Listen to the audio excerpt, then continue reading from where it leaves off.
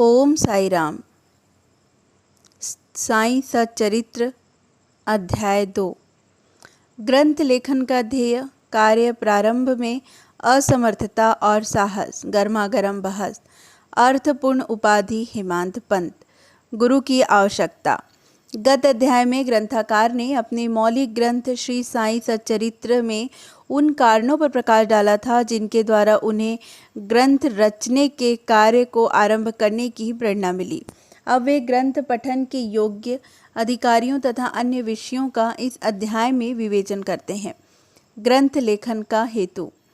किस प्रकार हैजा के रोग के प्रकोप को आटा पिसवाकर तथा उसको ग्राम के बाहर फेंकवाकर रोका तथा उसका उन्मूलन किया, बाबा की इस लीला का प्रथम अध्याय में वर्णन किया जा चुका है। मैंने अभी और भी लीलाएं सुनी जिनसे मेरे हृदय को अति आनंद हुआ और यही आनंद का स्रोत काव्य रूप में प्रकट हुआ। मैंने यह भी सोचा कि इन महान आश्चर्य युक्त लीलाओं का वर्णन बाबा के भक्तों के लिए मनोरंजक एवं शिक्षाप्रद सिद्ध होगा तथा उनके पाप उन्मूल नष्ट हो जाएंगे। इसीलिए मैंने बाबा की पवित्र गाथा और मधुर उपदेशों का लेखन प्रारंभ कर दिया। श्री साईं की जीवनी न तो उलझनपूर्ण है और न ही संकीर्ण है, वरन सत्य और आध्यात्मिक मार्ग का वास्तविक दिग्दर्शन कराती है। कार्य आरंभ करने में असमर्थता और साहस। श्री हेमंत पंत को यह विचार आया कि मैं इस कार्य के लिए उपयुक्त पात्र नहीं हूँ। मैं तो अपने परम मित्र की जीवनी से भी भली भांति परिचित नहीं हूँ और न ही अपनी प्रकृति से। तब फिर मुझ सरीखा मूढ़मती भला एक महान सत्पुरुष की जीवनी लिखने का दुस्साहस कैसे कर सकता है। अवतारों की प्रकृति के वर्णन में वेद भी अपनी असमर्थता प्रकट करते हैं। किसी संत का चरित्र समझने के लिए स्वयं को पहले संत होना नितांत आवश्यक है। फिर मैं तो उनका गुणगान करने के सर्वथा अयोग्य ही हूँ। संत की जीवनी लिखना एक महान कठिन कार्य है जिसकी तुलना में सातों समुद्र की गहराई नापना और आकाश को वस्त्र से ढकना भी सहज है। यह मुझे भली भांति ज्ञात था कि इस कार्य का आरंभ करने के लिए महान साहस की आवश्यकता है और कहीं ऐसा न हो कि चार लोगों के समक्ष हास्य का पात्र बनना पड़े। इसीलिए श्री साईं बाबा की कृपा प्राप्त करने के लिए मैं ईश्वर से प्रार्थना करने लगा। महाराष्ट्र के सत्यश्रेष्ठ श्री ज्ञानेश्वर महाराज के कथन है कि सच्चरित्र के रचयिता से परमात्मा अति प्रसन्न होता है। तुलसीदास जी ने भी कहा है कि साधु चरित शुभ सरित कपासु, नीरस विशद गुणमय फल जासु, जो सही दुख पर छिद्र दुरावा, वंदनीय जेहि जग जस पावा। भक्तों को भी संतों की सेवा करने की इच्छा बनी रहती है। संतों की कार्य पूर्ण करा लेने की प्रणाली भी विचित्र ही है।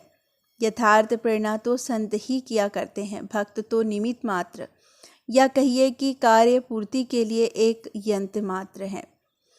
उदाहरणार्थ शंख संवत 1700 में कवि महीपति को संत थरित्र लेखन की प्रेरणा हुई।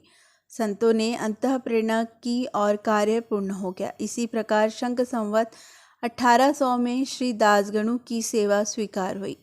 महीपति ने 4 काव्य रचे, भक्त विजय, संत विजय, भक्त लीलामृत और संत लीलामृत, और दासगणु ने केवल 2, भक्त लीलामृत और संत कथामृत, जिसमें आधुनिक संतों के चरित्रों का वर्णन किया है।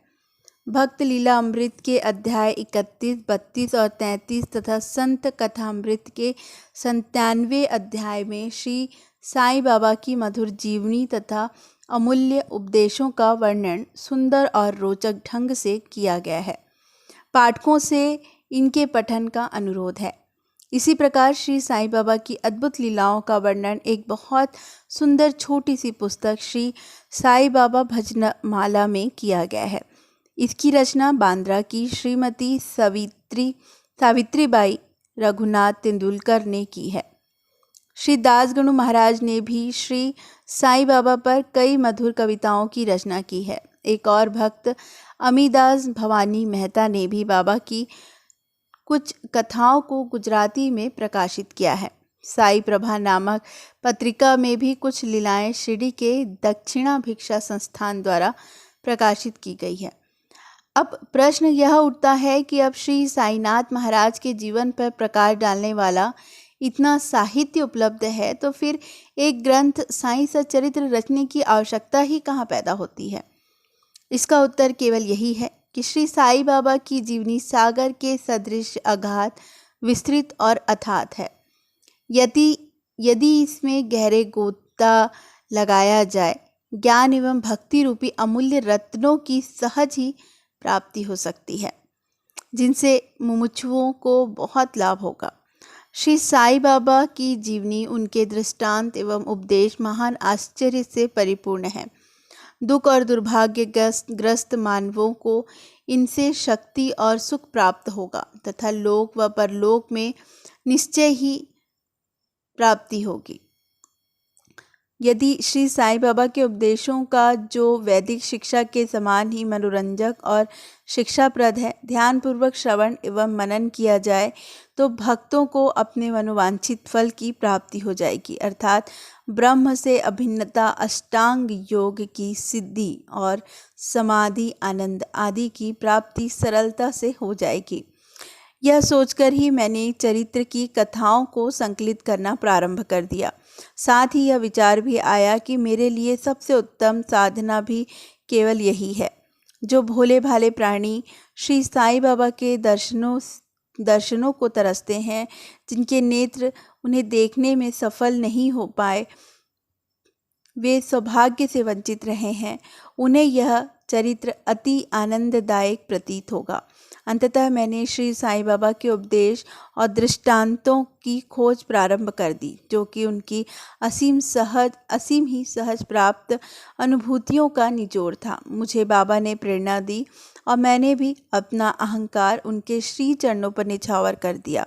मैंने सोचा कि अब मेरा पथ अति सुगम हो गया है और बाबा मुझे एक लोह और परलोक में सुखी बना देंगे।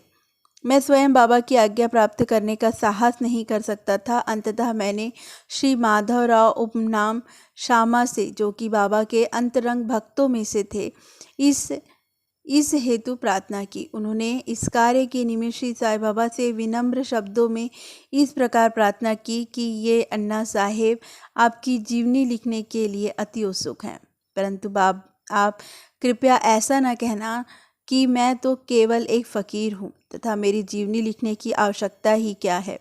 आपकी केवल कृपा और अनुमति से ही ये लिख सकेंगे, अथवा आपके श्री चरणों का पुण्य प्रताप ही इस कार्य को सफल बना देगा। आपकी अनुमति तथा आशीर्वाद के अभाव में कोई भी कार्य यशस्वी नहीं हो सकता। यह प्रार्थना सुनकर बाबा को दया आ गई। उन्होंने आशीर्वाद और उदी देकर अपना वरद हस्त मेरे मस्तक पर रखा और कहने लगे कि इन्हें जीवनी और दृष्टांतों को एकत्रित कर लिपिबद्ध करने दो, मैं इनकी सहायता करूँगा। मैं स्वयं ही अपनी जीवनी लिखकर भक्तों की इच्छा पूर्ण करूँगा, परंतु इनको अपना अहम त्याग कर मेरी शरण में आना चाहिए। जो अपने जीवन में इस प्रकार आचरण करता है, उसकी मैं अत्यधिक सहायता करता हूँ। मेरी जीवन कथाओं की बात तो हज है, मैं तो उन्हें घर बैठे अनेक प्रकार से सहायता पहुंचाता हूं।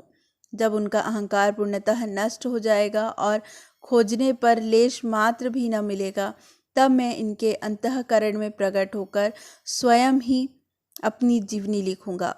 मेरे चरित्र और उपदेशों के श्रवण मात्र से ही भक्तों के हृदय में श्रद्धा जागृत होकर सरलतापूर्वक आत्मानुभूति एवं परमानंद की प्राप्ति हो जाएगी। ग्रंथ में अपने मत का प्रतिपाद और दूसरों का खंडन तथा अन्य किसी विषय के पक्ष या विपक्ष में व्यर्थ के वाद विवाद की कुचेष्टा नहीं होनी चाहिए। अर्थपूर्ण उपाधि हेमंत पंत। वाद विवाद शब्द से हमको स्मरण हो आया कि मैंने पाठकों को वचन दिया था कि हेमंत पंत उपाधि किस प्रकार प्राप्त हुई, इसका वर्णन करूंगा। अब मैं आपको उसका वर्णन बताता हूँ। श्री काका साहब दीक्षित व नाना साहेब चांदोरकर मेरे अति घनिष्ठ मित्रों में से एक थे। उन्होंने मुझसे शिरडी जाकर श्री साईं बाबा के दर्शनों का लाभ उठाने का अनुरोध किया।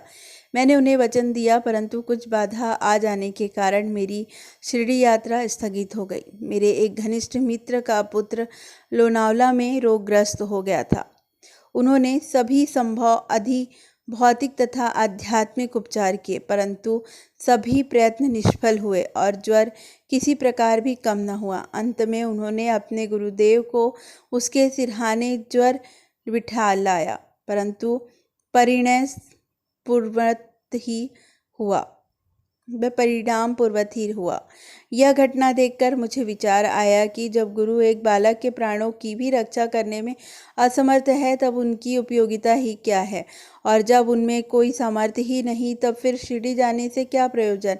ऐसा सोचकर मैंने अपनी यात्रा स्थगित कर दी, परंतु जो होना है वह तो होकर ही रहेगा। वह इस प्रकार हुआ। अधिकारी नाना साहेब चांदोरकर बसई के दौरे पर जा रहे थे। वे ठाणे से दादर पहुंचे तथा बसई जाने वाली गाड़ी की प्रतीक्षा कर रहे थे। उसी समय बांद्रा लोकल आ पहुंची, जिसमें बैठकर वे बांद्रा पहुंचे तथा शिरडी यात्रा स्थगित करने के लिए मुझे आड़े हाथों लिया। नाना साहब का तर्क मुझे उचित तथा सुखदायी प्रतीत हुआ और इसके फलस्वरूप मैंने उसी रात्रि शिरडी जाने का निश्चय किया और सामान बांधकर शिरडी को प्रस्थान कर दिया। मैंने सीधे दादर जाकर वहां से मनमाड़ की गाड़ी पकड़ने का कार्यक्रम बनाया। इस निश्चय के अनुसार मैंने दादर जाने वाली गाड़ी के डिब्बे में प्रवेश किया। गाड़ी छूटने ही वाली थी कि इतने में एक यवन मेरे डिब्बे में आया और मेरा सामान देखकर मुझसे मेरा गंतव्य स्थान पूछने लगा। मैंने अपना कार्यक्रम उससे बतला दिया। उसने मुझे कहा कि मनमाड़ की गाड़ी दादर पर खड़ी नहीं होती, इसीलिए सीधे बोरीबंदर से होकर जाओ। यदि यह एक साधारण सी घटना घटित न होती तो मैं अपने कार्यक्रम के अनुसार दूसरे दिन शिरडी न पहुंच सकने के कारण अनेक प्रकार की कुशंकाओं से घिर जाता, परंतु ऐसा घटना न था। भाग्य ने साथ दिया और दूसरे दिन 9-10 बजे के पूर्व ही मैं शिरडी पहुंच आया। यह सन 1910 की बात है, जब प्रवासी भक्तों के ठहरने के लिए साठेवाड़ा ही एकमात्र स्थान था। तांगे से उतरने पर मैं साईं बाबा के दर्शनों के लिए बड़ा ललायित था। उसी समय भक्त प्रवर श्री तात्या साहेब नुलकर मस्जिद से लौट रहे थे। उन्होंने बतलाया कि इस समय श्री साईं बाबा मस्जिद की मेड़ पर ही हैं, अभी केवल उनका प्रारंभिक दर्शन ही कर लो और फिर स्नान आदि से निवृत्त होने के पश्चात सुविधा से भेंट करने जाना। यह सुनकर ही मैं दौड़कर गया और बाबा की चरण वंदना की। मेरी प्रसन्नता का पारावार न रहा। मुझे क्या नहीं मिल गया था। मेरा शरीर उल्लासित सा हो गया। क्षुधा और तृष्णा की सुधि जाती रही। जिस क्षण से उनके भव विनाशक चरणों का स्पर्श प्राप्त हुआ, मेरे जीवन के दर्शनार्थ प्रेरणा, प्रोत्साहन तथा सहायता पहुंचाई। उनके प्रति मेरा हृदय बारंबार कृतज्ञ अनुभव करने लगा। मैं उनका सदैव के लिए ऋणी हो गया। उनका यह उपकार मैं कभी नहीं भूल सकता। यथार्थ में वे ही मेरे कुटुंबी हैं और उनके ऋण से मैं कभी भी मुक्त न हो सकूंगा। मैं सदा उनका स्मरण कर उन्हें मानसिक प्रणाम किया करता हूँ। जैसे कि मेरे अनुभव में आया है कि साईं के दर्शन में ही यह विशेषता है कि वितार परिवर्तन तथा पिछले कर्मों का प्रसार शीघ्र मंद पड़ने लगता है और शैने शैने अनासक्ति और सांसारिक भोगों से वैराग्यता बढ़ जाती है। केवल गत जन्मों के अनेक शुभ संस्कार एकत्रित होने पर ही ऐसा दर्शन प्राप्त होना सुलभ हो सकता है। पाठकों, मैं आपसे शपथ पूर्वक कहता हूँ कि यदि आप श्री साईं बाबा को एक दृष्टि भर कर देख लेंगे तो आपका संपूर्ण विश्व ही साईंमय दिखलाई पड़ेगा। गर्मा गर्म बहस। शिरडी पहुंचने के प्रथम दिन ही बाला साहेब तथा मेरे बीच गुरु की आवश्यकता पर वाद विवाद छिड़ गया। मेरा मत था कि स्वतंत्रता त्याग कर पराधीन क्यों होना चाहिए तथा जब कर्म करना ही पड़ता है तब गुरु की आवश्यकता ही कहाँ रही। प्रत्येक को पूर्व प्रयत्न कर स्वयं को आगे बढ़ाना चाहिए। गुरु शिष्य के लिए करता ही क्या है, वह तो सुख से निद्रा का आनंद लेता है। इस प्रकार मैंने स्वतंत्रता का पक्ष लिया और बाला साहब ने प्रारब्ध का। उन्होंने कहा, जो विधि लिखित है वह घटित होकर रहेगा। इसमें उच्च कोटि के महापुरुष भी असफल हो गए हैं। कहावत है, मेरे मन कछु और धाता के कछु और। फिर परामर्श युक्त शब्दों से बोले, भाई साहब, यह निरी विद्रितता छोड़ दो, यह अहंकार तुम्हारी कुछ सहायता न कर सकेगा। इस प्रकार दोनों पक्षों के खंडन मंडन में लगभग 1 घंटा व्यतीत हो गया और सदैव की भांति कोई निष्कर्ष न निकल सका। इसीलिए तंग और विवश होकर विवाद स्थगित करना पड़ा। इसका परिणाम यह हुआ कि मेरी मानसिक शांति भंग हो गई तथा मुझे अनुभव हुआ कि जब तक घोर दैहिक बुद्धि और अहंकार न हो तब तक विवाद संभव नहीं। वस्तुतः यह अहंकार ही विवाद की जड़ है। जब अन्य लोगों के साथ में मस्जिद गया तब बाबा ने काका साहब को संबोधित कर प्रश्न किया कि साठेवाड़ा में क्या चल रहा है, किस विषय में विवाद था। फिर मेरी ओर दृष्टिपात कर बोले कि इस हेमंत पंत ने क्या कहा। ये शब्द सुनकर मुझे अधिक अचंभा हुआ। साठेवाड़ा और मस्जिद में पर्याप्त अंतर था। सर्वज्ञ या अंतर्यामी हुए बिना बाबा को विवाद का ज्ञान कैसे हो सकता था। मैं सोचने लगा कि बाबा हेमंत पंत के नाम से मुझे क्यों संबोधित करते हैं। यह शब्द तो हेमाद्री पंत का अपभ्रंश है। हेमाद्री पंत देवगिरी के यादव राजवंशी महाराजा महादेव और रामदेव के विख्यात मंत्री थे। वे उच्च कोटि के विद्वान, उत्तम प्रकृति और चतुर्वर्ग चिंतामणि, जिसमें आध्यात्मिक विषयों का विवेचन है, और राज प्रशस्ति जैसे उत्तम काव्यों के रचयिता थे। उन्होंने ही हिसाब किताब रखने की नवीन प्रणाली को जन्म दिया था और कहा, मैं इसके विपरीत एक अज्ञानी, मूर्ख और मंदमती हूँ। अंततः मेरी समझ में यह न आ सका कि मुझे इस विशेष उपाधि से विभूषित करने का क्या तात्पर्य है। गहन विचार करने पर मैं इस निष्कर्ष पर पहुंचा कि यही कहीं मेरे अहंकार को चूर्ण करने के लिए ही तो बाबा ने इस अस्त्र का प्रयोग नहीं किया है, ताकि मैं भविष्य में सदैव के लिए निर्भिमानी एवं विनम्र हो जाऊं। अथवा कहीं यह मेरे वाक चातुर्य के उपलक्ष्य में मेरी प्रशंसा तो नहीं।